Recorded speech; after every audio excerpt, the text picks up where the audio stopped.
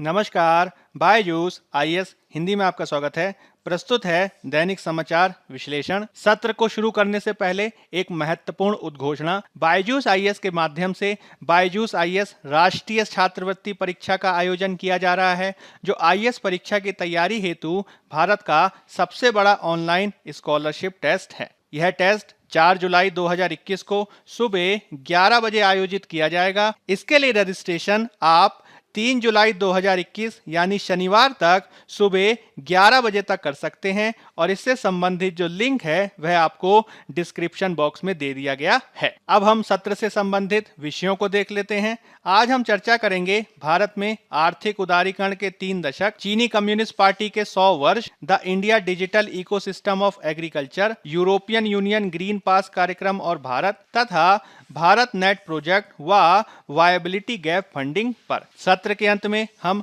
मुख्य परीक्षा अभ्यास प्रश्न की चर्चा करेंगे, जिससे संबंधित उत्तर संरचना भी हम आपको देंगे। तो चलिए शुरू करते हैं। सबसे पहला एडिटोरियल आपके समक्ष है। इसे पेज नंबर 7 से लिया गया है और इसका संबंध जीएस पेपर 3 में अर्थव्यवस्था से है। यह केंद्रित है भारत में आर्थिक उदारीकरण के 3 दशकों पर। भारत द्वारा 1991 में आर्थिक सुधारों की एक नवीन श्रृंखला का प्रारंभ किया गया, जिसे हम एलपीजी सुधारों के नाम से जानते हैं। भारतीय अर्थव्यवस्था द्वारा 1991 से लेकर 2021 के इस 30 साल के कार्यकाल में अनेक उपलब्धियों को हासिल किया गया है। हालांकि इस पूरे संदर्भ में अनेक चुनौतियां भी हैं, जिनके निवारण के लिए हमें कार्य करना होगा। 1991 में जो इन आर्थिक सुधारों को किया गया था, इनका मुख्य उद्देश्य निजी क्षेत्र की ऊर्जा को भारत की आर्थिक समृद्धि और विकास में लगाना था और साथ ही साथ गरीबों को भी इससे लाभ पहुंचाना था। इस पूरी प्रक्रिया के तहत हमें यह समझने की आवश्यकता है कि जब हम एलपीजी सुधारों के बारे में बात करते हैं तो हम किसके बारे में बात कर रहे होते हैं और साथ ही साथ भारत को इससे किस प्रकार के लाभ हुए हैं, इसके संदर्भ में हमें कुछ आंकड़ों के माध्यम से उपलब्धियां भी पता होनी चाहिए। साथ ही साथ इसके संदर्भ में हमें कुछ ऐसे कदमों की भी जानकारी होनी चाहिए जो भारत में आर्थिक विकास की प्रक्रिया को बढ़ावा दिए जाने के संदर्भ में काफी महत्वपूर्ण है। सबसे पहले तो हमें यह समझना होगा कि किस प्रकार से भारत में एलपीजी सुधारों के माध्यम से आर्थिक विकास की एक नई प्रक्रिया देखी गई है, जिसमें 1992 से 2017 के काल में एलपीजी सुधारों के चलते भारत की जीडीपी समृद्धि दर में औसतन 7% की वृद्धि देखी गई है। इसकी महत्ता आप इस तथ्य से समझ सकते हैं कि भारत में 1992 से पिछले एक दशक में जो औसतन जीडीपी समृद्धि दर हुई थी वह 5% थी और इससे पिछले 20 सालों में जो औसतन समृद्धि दर थी वह मात्र 4% ही थी। साथ ही साथ इस काल में गरीबी में भी काफी कमी देखी गई है, जिसमें आंकड़ों के अनुसार 2004-05 से 2011-12 के काल में आधिकारिक आधार पर 14 करोड़ लोग गरीबी रेखा से बाहर आ पाने में सफल हो सके हैं। इन आंकड़ों की पृष्ठभूमि में ही हमें एलपीजी के बारे में जानकारी प्राप्त होनी चाहिए, जिसे हिंदी में उदारीकरण, निजीकरण और वैश्वीकरण कहा जाता है, यानी लिबरलाइजेशन, प्राइवेटाइजेशन और ग्लोबलाइजेशन। इसी को शॉर्ट में एलपीजी के रूप में हम जानते हैं। यदि हम सबसे पहले एलपीजी के एल के बारे में बात करें तो इसे हिंदी में उदारीकरण और अंग्रेजी में लिबरलाइजेशन कहा जाता है, जो वास्तव में आर्थिक गतिविधियों पर राज्य के नियंत्रण को समाप्त करने की प्रक्रिया या साधन माना जाता है। इस प्रक्रिया के माध्यम से व्यावसायिक उद्यमों को निर्णय लेने में अधिक स्वायत्तता प्रदान की जाती है और सरकारी हस्तक्षेप को भी समाप्त किया जाता है। उदारीकरण का जो मूल उद्देश्य है वह वास्तव में उन प्रतिबंधों को समाप्त करना होता है जो राष्ट्र की समृद्धि और विकास में बाधक बन जाते हैं। इसके तहत निजी क्षेत्र की कंपनियों को बिना या कम प्रतिबंधों के काम करने की अनुमति दी जाती है और सरकार निजी क्षेत्र को देश के विकास के लिए विस्तार करने की भी अनुमति देती है, जो देश में उदारीकरण को ही दर्शाता है। देशों के द्वारा उदारीकरण नीति के माध्यम से यह यह अपेक्षा की जाती है कि उदारीकरण के द्वारा घरेलू उद्योगों के बीच प्रतिस्पर्धा को बढ़ावा दिया जा सकेगा और साथ ही साथ विनियमित आयात और निर्यात के माध्यम से दूसरे देशों के साथ विदेशी व्यापार को भी प्रोत्साहित किया जा सकेगा। साथ ही साथ इसके माध्यम से भारत में विदेशी पूंजी और प्रौद्योगिकी में वृद्धि की आशा की जाती है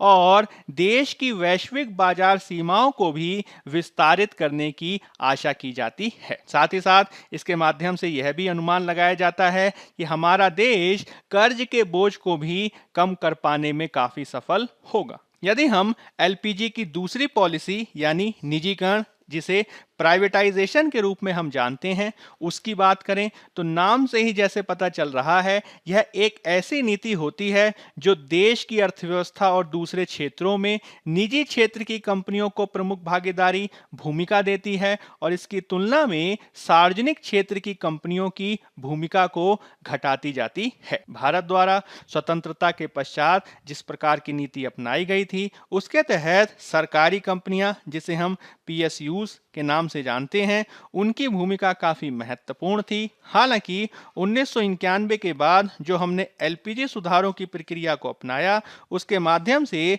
निजी क्षेत्र की कंपनियों को महत्वपूर्ण भूमिका दी जाने लगी और इसकी तुलना में पीएसयूज की जो भूमिका थी वह कम की जाती रही। इस प्रकार की नीति में जो सरकारी कंपनियों की भूमिका है वह अनेक प्रकार से निजी क्षेत्र की ओर जाती है, जिसके तहत सरकारी स्वामित्व वाले उद्यम के प्रबंधन के स्वामित्व में कमी लाई जाती है और साथ ही साथ विनिवेश आदि की प्रक्रिया के माध्यम से भी सरकारी कंपनियों को निजी क्षेत्र की भागीदारी में दिया जाता है। इसके तहत विनिवेश के अलावा सार्वजनिक क्षेत्र की कंपनियों के सरकारी स्वामित्व और प्रबंधन को भी वापस ले लिया जाता है और इसके माध्यम से निजीकरण को बढ़ावा दिया जाता है। निजीकरण के हम कई रूपों के बारे में चर्चा कर सकते हैं, जिसके तहत विराष्ट्रीयकरण या रणनीतिक बिक्री एक महत्वपूर्ण उपाय है, जिसके तहत सरकारी परिसंपत्तियों या उत्पादक कंपनियों आदि में 100% जो सरकारी स्वामित्व देखा जाता है,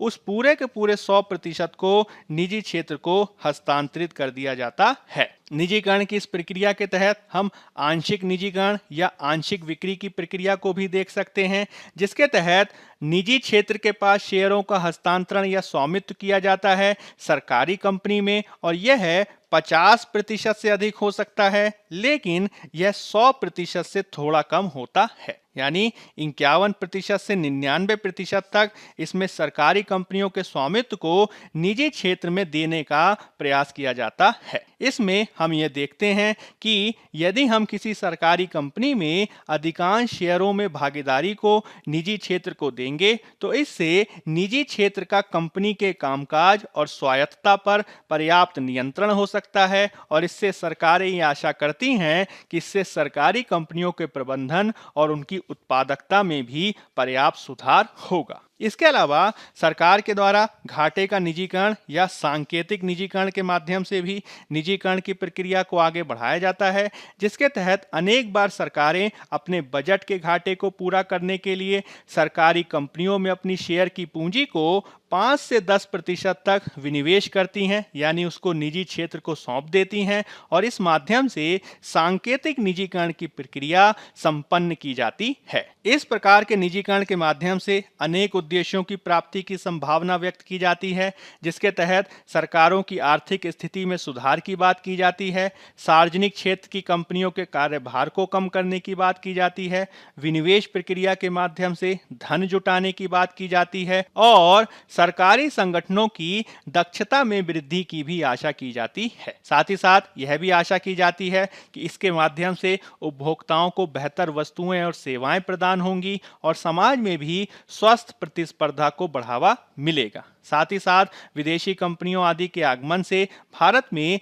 प्रत्यक्ष विदेशी निवेश को भी प्रोत्साहन मिलने की इसमें आशा की जाती है। जब हम एलपीजी के तीसरे अंग यानी जी ग्लोबलाइजेशन भूमंडलीकरण की बात करते हैं, तो इसका अर्थ है एक देश की अर्थव्यवस्था को वैश्विक अर्थव्यवस्था के साथ एकीकरण करना। यानी इसके माध्यम से भारतीय अर्थव्यवस्था का जुड़ाव वैश्विक अर्थव्यवस्था के साथ हो जाता है और सैद्धांतिक आधार पर इसमें कहा जाता है कि भारत में विदेशी आयात और निर्यात के साथ ही विदेशी कंपनियों का आवागमन भी सुलभता के साथ भूमंडलीकरण की प्रक्रिया में देखा जाएगा। वैश्वीकरण के दौरान मुख्य फोकस हम विदेशी व्यापार और निजी और संस्थागत विदेशी निवेश FDI FPI पर करते हैं और यह LPG की ऐसी नीति है जिसे लगातार लागू किया जा रहा है। यदि हम शब्द के रूप में और संकल्पना के रूप में देखें तो वैश्वीकरण यूं तो एक बहुत ही जटिल परिघटना है जिसका मुख्य उद्देश्य विभिन्न रणनीतिक नीतियों को स्थापित करके दुनिया को स्वतंत्रता प्रदान करना होता है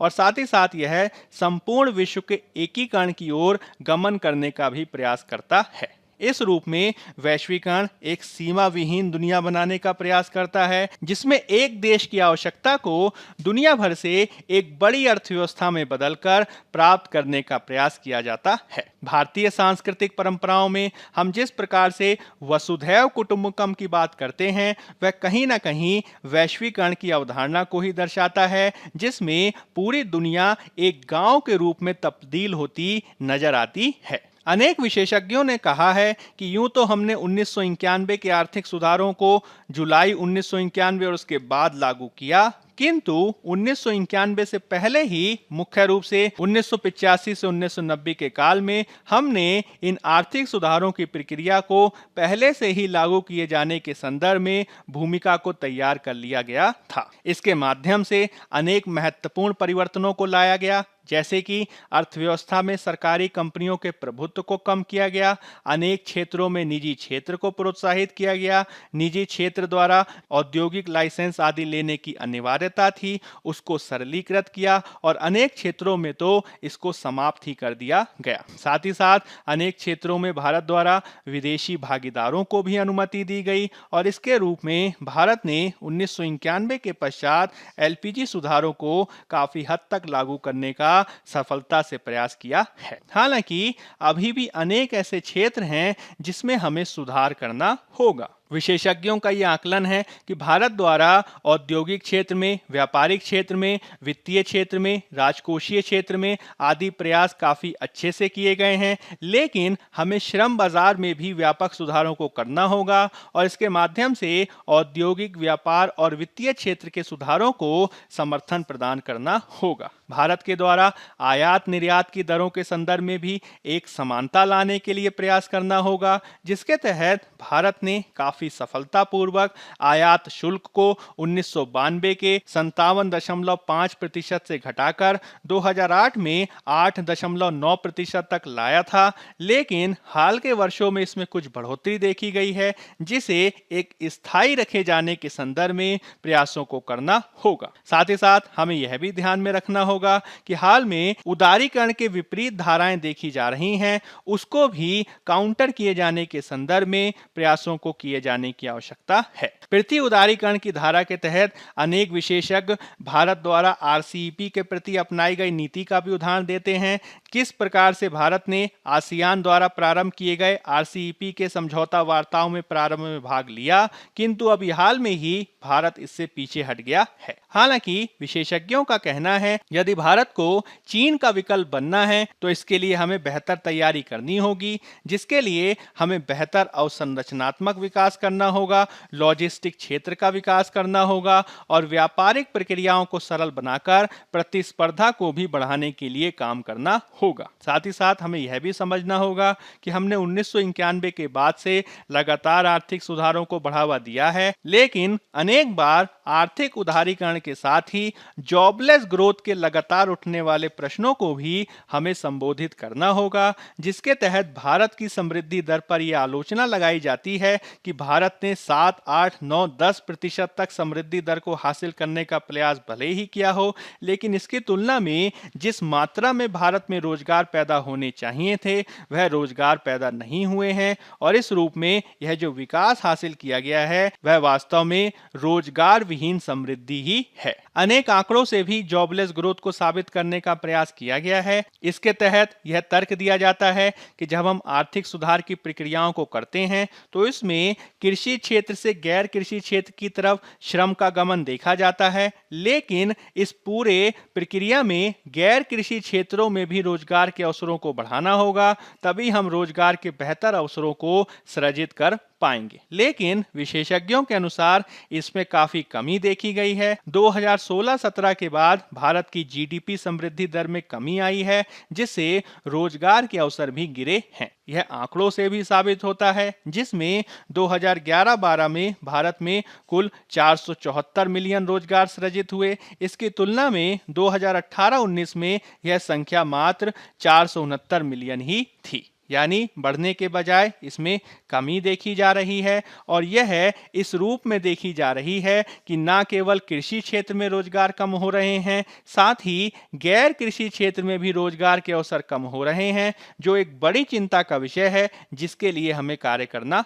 होगा। विशेष रूप से हाल के आंकड़ों के अनुसार जिस प्रकार से युवाओं के मध्य बेरोजगारी दर 18% तक देखी गई है, उसे निवारित किए जाने के संदर्भ में कार्य किए जाने की आवश्यकता है। भारतीय अर्थव्यवस्था पर हमें कोविड-19 के प्रभाव को भी कम किए जाने की आवश्यकता है, क्योंकि कोविड-19 के प्रभावों के चलते भारतीय अर्थव्यवस्था 2020-21 के वित्तीय वर्ष में 7.3% संकुचित हुई है। विशेषज्ञों के अनुसार यह जो संकुचन देखा गया है, इसमें अनौपचारिक अर्थव्यवस्था के प्रभाव को तो ध्यान में ही नहीं रखा गया है, जिससे संकुचन और भी ज्यादा हो सकता है। इस प्रकार से यदि हमें आगे आने वाले समय में अर्थव्यवस्था को कोविड-19 के प्रभाव से निकालना है, तो कम से कम 7 से 8% वृद्धि दर तो हासिल ही करनी होगी और उसी के अनुरूप श्रम बाजारों का भी विकास करना होगा। कोविड-19 की महामारी समाप्त होने के पश्चात हमें संपूर्ण अर्थव्यवस्था के विकास के लिए नवीन सुधारों को प्रारंभ करना होगा,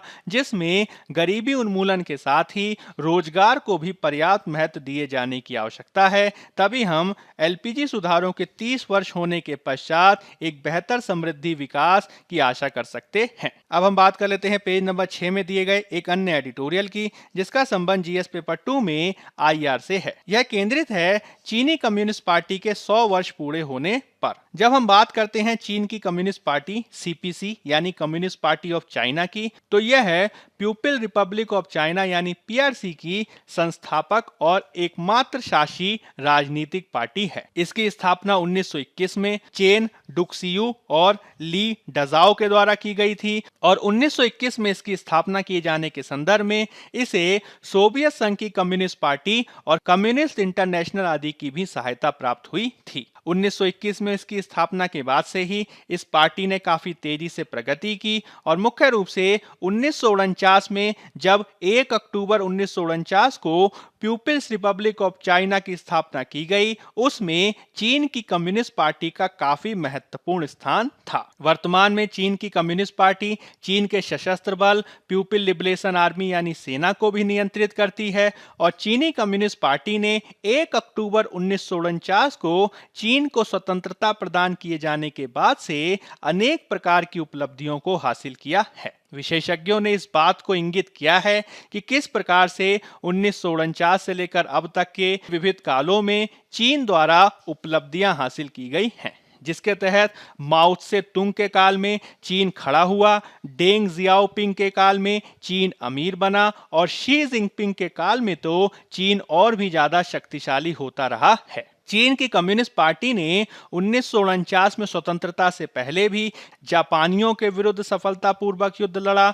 और चीन में कम्युनिस्ट पार्टी के प्रतिस्पर्धी दल राष्ट्रवादी दल यानी कुओमिंतांग दल के खिलाफ भी सफलतापूर्वक गृह युद्ध को जीता था। 1949 से 2021 के काल में चीनी कम्युनिस्ट पार्टी द्वारा विविध प्रकार के कार्यक्रमों आदि के माध्यम से अपने एजेंडे को आगे बढ़ाया गया था, जिसके तहत सबसे पहले तो उसके द्वारा 1949 के रेवोल्यूशन में विजय हासिल की गई और इस रूप में उसके द्वारा चीन में साम्यवादी शासन की स्थापना की गई थी। उसके बाद चीनी कम्युनिस्ट पार्टी का एक लंबे समय तक शासन माओ से तुंग द्वारा किया गया, जिन्होंने विविध प्रकार की नीतियों और प्रोग्रामों जैसे कि ग्रेट लीप फॉरवर्ड 1958 से 62 और कल्चरल रेवोल्यूशन 1966 से 76 के काल में चीनी समाज को साम्यवादी ढांचे के आधार पर बदलने का प्रयास किया। जहां ग्रेट लीप फॉरवर्ड के माध्यम से माओ से तुंग ने यह कोशिश की ग्रामीण क्षेत्रों में औद्योगिकरण को बढ़ावा दिया जा सके, वहीं कल्चरल रेवोल्यूशन के तहत साम्यवाद का विरोध करने वाले लोगों को ही समाप्त कर दिया गया था। माओ से तुंग के बाद 1980 और 1990 के दशक में डेन जियाओपिंग के काल में चीन ने अपनी प्रगति को जारी रखा, जिसके तहत 1978 और उसके बाद से धीरे धीरे साम्यवादी चीन उदारीकरण और अर्थव्यवस्था को खोलने की तरफ आगे बढ़ा। आगे चलकर विविध अन्य नेताओं के काल में चीन ने उदारीकरण की इस प्रक्रिया को जारी रखा और वर्तमान में शी जिनपिंग के काल में तो साम्यवादी दल ने अपनी सत्ता को और भी मजबूत कर लिया है। कम्युनिस्ट पार्टी के द्वारा पिछले 100 सालों में जिस प्रकार से चीन में काम किया गया है, उससे हम अनेक प्रकार की सीखों को प्राप्त कर सकते हैं, जो चीन के संदर्भ में भी महत्वपूर्ण है और अन्य देशों के संदर्भ में भी महत्वपूर्ण है। जैसे कि कम्युनिस्ट पार्टी के द्वारा 1949 और उससे पहले जिस तरीके से चीन को एक राष्ट्रीय पहचान दिलाए जाने के लिए प्रयास किया गया, उससे चीन आगे बढ़कर उभरा है। साथ ही साथ चीनी कम्युनिस्ट पार्टी के काल में चीन एकजुट हुआ है और स्वतंत्रता के आधार पर कार्य करने में भी सफल हुआ है। हमें यह भी ध्यान रखना होगा कि चीनी कम्युनिस्ट पार्टी ने चीन में मार्क्सवाद के जिस मॉडल को अपनाया है, वह मार्क्सवाद का मॉडल चीनी आवश्यकताओं के अनुरूप ही लागू किया गया है। इसके तहत माओ के द्वारा ग्रामीण क्षेत्रों में विकास को महत्व दिया गया और किसानों को भी मार्क्सवादी सिद्धांतों का अंग बनाया गया था। इस प्रकार के चीनी मॉडल से चीन में ग्रामीण विकास के साथ ही देश का विकास भी संभव हुआ है। हालांकि 1949 से लेकर अब तक के काल में चीनी कम्युनिस्ट पार्टी को अनेक प्रकार की चुनौतियों का भी सामना करना पड़ा है। इसमें 1989 का तियानमेन चौक विरोध प्रदर्शन काफी महत्वपूर्ण है, जिसके तहत विद्यार्थियों के द्वारा सुधारों का विरोध किया गया था और चीनी कम्युनिस्ट पार्टी और सेना ने बलपूर्वक इसको दबा दिया था। हालांकि 1989 के इस विरोध के बाद अनेक प्रकार के चीन ने राजनीतिक, आर्थिक, सामाजिक और सांस्कृतिक सुधार लाए और उसी के अनुरूप कार्य करने पर बल दिया। कम्युनिस्ट पार्टी द्वारा विदेश नीति के संदर्भ में भी एक निश्चित प्रकार के एजेंडे को अपनाया गया, जिसके तहत रूस के विपरीत चीन द्वारा अपने ऐतिहासिक सुधारों को पूर्ण रूप से निरस्त नहीं किया गया, बल्कि पूर्व के सुधारों में ही थोड़े और सुधार लाकर कार्य किया गया और चीन ने प्रारंभ से ही विदेश नीति के संदर्भ में आक्रामक नीति को नहीं अपनाया, अपितु उसने अपने शक्तिशाली होने का इंतजार किया और एक बार शक्तिशाली होने के पश्चात ही विशेष रूप से शी जिनपिंग के काल में अब चीन आक्रामकता के आधार पर अपनी विदेश नीति का पालन कर रहा है। चीनी कम्युनिस्ट पार्टी इस बात को भी बताती है कि किस प्रकार से उसके काल में चीन में 80 करोड़ लोग गरीबी रेखा से ऊपर उठे हैं। हालांकि इस उपलब्धि के बावजूद चीन में अनेक सीमाएं हैं, जैसे कि चीन दुनिया में सबसे अधिक असमान समाजों के रूप में विद्यमान है और चीन में व्यापक समृद्धि के बावजूद व्यापक पर्यावरणीय चुनौतियां भी सामने खड़ी हो गई हैं। हाल के समय में चीन ने राज्य सहायता के स्थान पर निजी प्रतिस्पर्धा को बढ़ावा दिया है, जिससे अनेक कल्याणकारी कार्यक्रमों में कमी की गई है, जो सुभेद्य जनसंख्या जैसे कि वृद्धों आदि के समक्ष चुनौतियां खड़ी कर देती है। चीन द्वारा जो जनसंख्या नीति को अपनाया गया है, वह भी चीनी समाज में पुरुषों के पक्ष में लैंगिक असमानता को बढ़ावा दे रही है, जिसे दूर किए जाने के संदर्भ में कार्य करना होगा। इस प्रकार से चीनी कम्युनिस्ट पार्टी द्वारा पिछले 100 साल में चीन का विकास किए जाने के संदर्भ में काफी उपलब्धियां हासिल की गई हैं। हालांकि इसमें बहुत सारी चुनौतियां भी हैं और इन सभी चुनौतियों को समझते हुए ही चीन के द्वारा फिर से अपनी क्षमता का विकास करने के लिए कार्य किए जाने की आवश्यकता है। अब हम बात कर लेते हैं पेज नंबर 8 में दिए गए एक आलेख की, जिसका संबंध जीएस पेपर 3 में अर्थव्यवस्था से है। यह केंद्रित है the India digital ecosystem of agriculture यानी आइडिया से। केंद्र सरकार के द्वारा कृषि क्षेत्र में तकनीक और डिजिटलीकरण को बढ़ावा दिए जाने के संदर्भ में India digital ecosystem of agriculture से संबंधित एक परामर्श पत्र को 1 जून में प्रकाशित किया और इसके संदर्भ में लोगों से फीडबैक भी मांगे गए थे। इसके माध्यम से कृषि क्षेत्र में तकनीक और डिजिटलीकरण के प्रयोग को बढ़ावा दिए जाने का लक्ष्य सरकार द्वारा सामने रखा गया है। हमें यह भी समझना होगा कि भारत में डिजिटल आधार पर विकास तभी किया जा सकता है जब भारत के कृषि अर्थव्यवस्था का पूर्ण रूप से विकास किया जाए, क्योंकि आंकड़ों के अनुसार देश की लगभग 50% जनसंख्या किसी न किसी रूप में कृषि आधारित अर्थव्यवस्था पे ही आधारित है और इस रूप में वह प्रत्यक्ष या अप्रत्यक्ष रोजगार को कृषि क्षेत्र से ही प्राप्त करती है। साथ ही साथ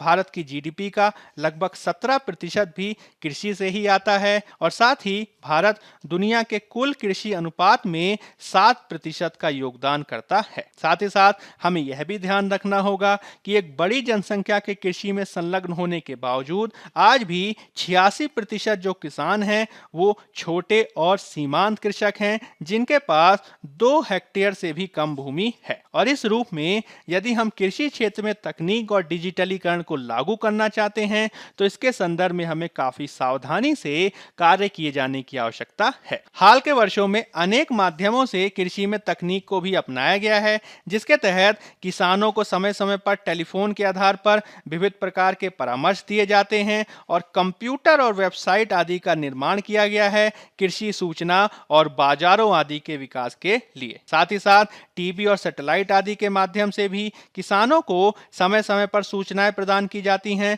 और मौसम संबंधी सूचना भी इसके माध्यम से प्रदान की जाती है। हाल के समय में जिस प्रकार से मोबाइल फोन का प्रयोग कृषि क्षेत्र में बढ़ा है, उसी के अनुपात में अब मोबाइल का भी प्रयोग किसानों को विविध प्रकार की सहायता और बैंकिंग सुविधाओं आदि देने के लिए किया जाने लगा है। इसमें हम इंटरनेट और ब्रॉडबैंड की भूमिका भी देख सकते हैं, जिसका प्रयोग ज्ञान को साझा करने के साथ ही विविध प्रकार की बैंकिंग सुविधाएं आदि देने के लिए भी किया जाता रहा है। हाल के समय में इन सारी तकनीकों के साथ ही विविध प्रकार की नवीन उभरती हुई तकनीक जैसे कि डेटा स्टोरेज और सेंसर तकनीकों को भी कृषि क्षेत्र में लागू किए जाने का लक्ष्य सामने रखा गया है। हालांकि कृषि क्षेत्र में सरकार का ये जो प्रस्ताव है उसका 91 से अधिक संगठनों ने कई आधारों पर विरोध किया है। जैसे कि कृषि में डिजिटलीकरण की इस प्रस्तावित प्रक्रिया के बारे में बहुत सारे संगठनों का ये कहना है कि यह किसानों के बजाय बड़ी डिजिटल कॉरपोरेट कंपनियों के पक्ष में अधिक झुकी हुई है, क्योंकि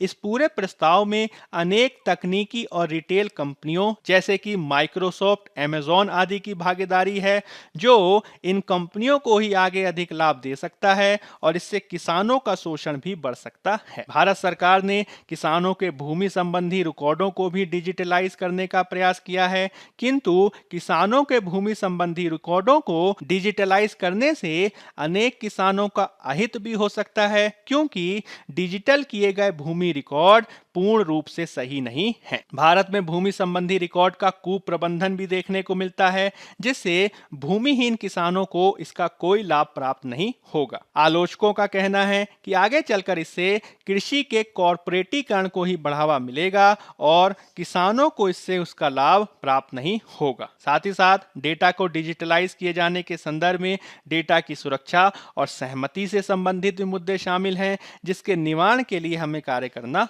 होगा। किसान समूहों ने सरकार के सामने यह भी मांग रखी है कि जो उनके समक्ष प्रस्ताव प्रस्तुत किए गए हैं उनको अन्य क्षेत्रीय भाषाओं में भी अनुवाद किया जाना चाहिए, ताकि सभी हितधारकों से परामर्श लिया जा सके और परामर्श के आधार पर ही अंतिम निर्णय पर पहुंचा जा सके। अब हम बात कर लेते हैं पेज नंबर 9 में दिए गए एक अन्य आलेख की, जिसका संबंध जीएस पेपर 2 में आईआर से है। यह संबंधित है यूरोपियन यूनियन ग्रीन पास कार्यक्रम और भारत से। सबसे पहले तो हमें ये समझने की आवश्यकता है कि ग्रीन पास क्या होता है। ग्रीन पास वास्तव में एक यूरोपीय संघ द्वारा प्रस्तावित किया गया डिजिटल कोविड प्रमाण पत्र है, जो यह सुनिश्चित करने के लिए बनाया गया है कि वर्तमान में प्रतिबंधों को समन्वित तरीके से हटाया जा सकता है। वास्तव में यह एक डिजिटल प्रमाण है कि किसी व्यक्ति को या तो कोविड-19 के खिलाफ टीका लगाया गया है, या उसका एक नकारात्मक कोविड-19 टेस्ट है, या फिर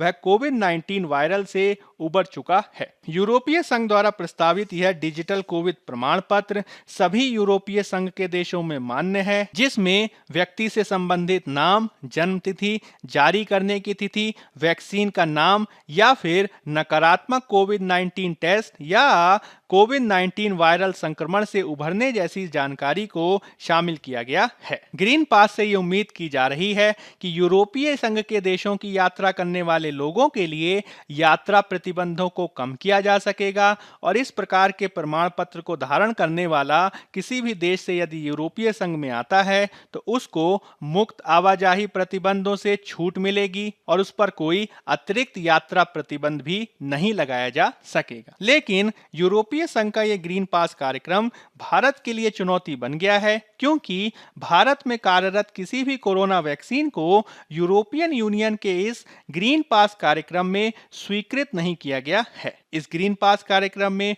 यूरोप में प्रचलित एस्ट्राजेनेका वैक्सीन को स्वीकृत किया गया है, किंतु भारत में निर्मित उसी प्रकार की एस्ट्राजेनेका वैक्सीन को स्वीकार नहीं किया गया है। इसका तात्पर्य यह हुआ कि यदि भारत से कोई यूरोपियन यूनियन जाएगा तो इस प्रकार के यात्री के समक्ष अनेक प्रकार की यात्रा बाधाएं और प्रतिबंध सामने आ सकते हैं। जैसे कि मान लीजिए यदि कोई भारतीय फ्रांस जाएगा तो उसे फ्रांस जाने से पहले एक नकारात्मक कोविड-19 टेस्ट प्रस्तुत करना होगा और फ्रांस पहुंचने के बाद फिर से उसे टेस्ट कराना होगा। इसके अलावा उसे देश में पहुंचने के बाद 7 दिन के लिए सेल्फ आइसोलेट होना होगा और उसे सुरक्षा बलों की देखरेख में अनिवार्य 10 दिन क्वारंटाइन से भी गुजरना होगा। यही कारण है कि भारत ने इसके संदर्भ में प्रतिक्रिया व्यक्त की है, जिसके तहत भारत की यह मांग है कि कोविशील्ड को भी ग्रीन पास में शामिल किया जाना चाहिए, अन्यथा भारत द्वारा भी इसके संदर्भ में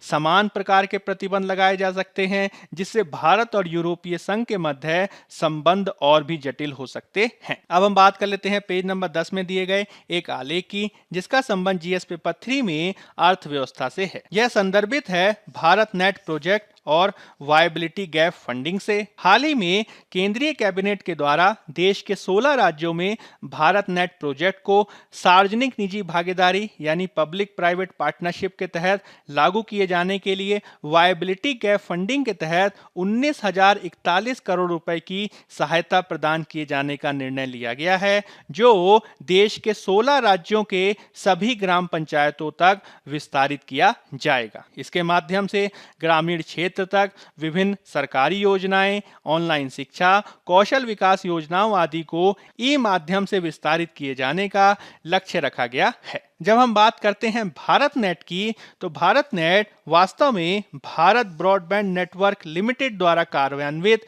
एक प्रमुख मिशन है। उल्लेखनीय है कि भारत सरकार द्वारा अक्टूबर 2011 में नेशनल ऑप्टिकल फाइबर नेटवर्क प्रारंभ किया गया था, जिसे 2015 में इसका नाम बदलकर भारत नेट प्रोजेक्ट कर दिया गया था। इस रूप में राष्ट्रीय ऑप्टिकल फाइबर नेटवर्क कार्यक्रम ग्राम पंचायतों तक ब्रॉडबैंड कनेक्टिविटी पहुंचाने के लिए एक मजबूत बुनियादी ढांचे के निर्माण का प्रस्ताव रखता है, ताकि गांव तक सूचना के सुपर हाईवेज आदि का निर्माण किया जा सके। और इसके माध्यम से विशेष रूप से भारत नेट के माध्यम से यह आशा की गई है कि पूरे देश में, जिसमें ग्रामीण और दूर दराज के क्षेत्र शामिल हैं, वहां तक ब्रॉडबैंड की सेवाओं को सार्वभौमिक और समान रूप से पहुंचाया जा सके। इस रूप में Bharat net project digital Bharat की दिशा में एक महत्वपूर्ण प्रयास है। यदि हम बात करें वायबिलिटी गैप फंडिंग की, तो यह एक ऐसी संकल्पना है जिसके तहत सरकार द्वारा अनुदान दिए जाने पर बल दिया जाता है,